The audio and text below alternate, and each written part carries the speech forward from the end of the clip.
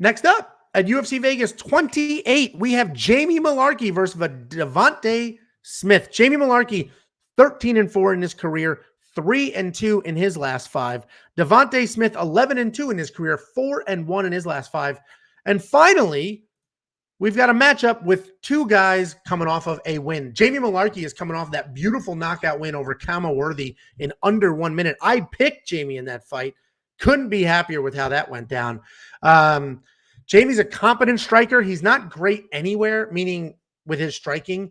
He'll fight at range. He's not great at it. He'll fight in the pocket. He's not great at it. So when he strikes, he's honestly a pretty adaptable guy. Wherever the fight is, that's where he will be. But he's solid everywhere, and he does put things together. He's a pretty good volume guy. He comes forward quite a bit. If you look at his losses, he honestly had a decent outing against Brad Riddell, who we know is very good.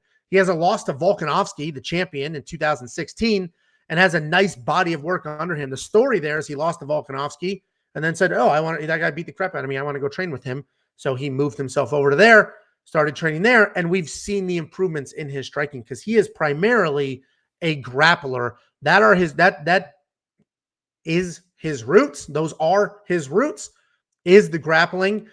Last fight, beautiful knockout. He didn't need to use it, but he ground and pounds really, really well, and it's there to set up transitions to create scrambles where he looks for a submission, which honestly is a beautiful style. He'll take you down. He'll beat you up. As soon as you start squirming and working out of that, that's when he looks for a submission. He doesn't force anything, and he scores points. He beats you up on top. Devonte Smith, a very good striker, solid head movement and distance control. He has legit power, and he picks his shots well, meaning he doesn't waste his power. He doesn't throw a million power shots, miss half of them. He picks his shots, nice jab, bang, big, heavy punch to follow it up.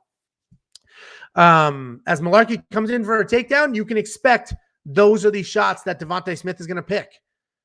Mullarkey comes in, boom, there's the big heavy shot.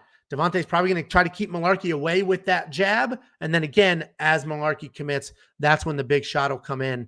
It's an interesting matchup because I'm expecting Mullarkey to not ditch his roots. I don't think he's going to forget his roots.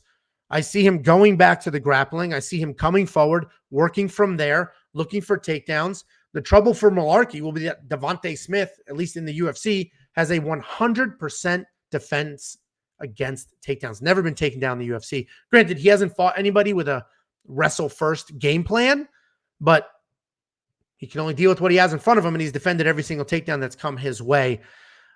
I do have Mullarkey winning. I'm not in love with it.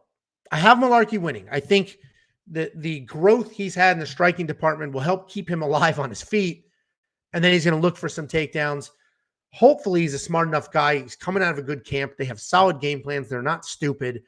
I'm imagining that even though he's had some recent success in the striking department, that will just be there to set up the takedowns, and it'll work from there. We don't know how good Devonte Smith's takedown is. It's 100%, but against who? Mullarkey's the pick. I'm not in love with it.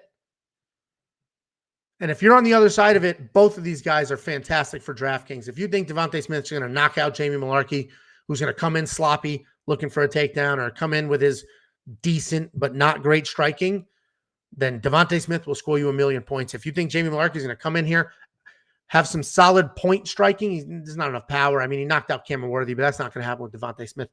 He's going to come in here with some solid point striking to set up his takedowns. If you think that's what's going to happen, then $7,500 is an amazing price point.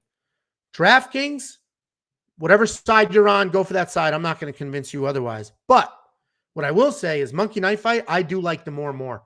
I like the more and more quite a bit. I think that the bookkeepers and Chris, who set this line, he goes by the projected rounds and stuff like that. They think it's a murder. I think it's a good back and forth fight. I think it goes a few rounds. I'll probably bet the over on rounds in this fight, honestly. So I like the more and more. I think they'll let him fly. I think they'll, Devonte Smith's got a super busy jab. Those are all strikes adding up. Jamie Mullarkey's seeing some volume on his feet. He'll be looking to set up takedowns. Devonte's going to touch him when he's defending takedowns. Jamie Mullarkey's going to touch him up if he gets him to the ground.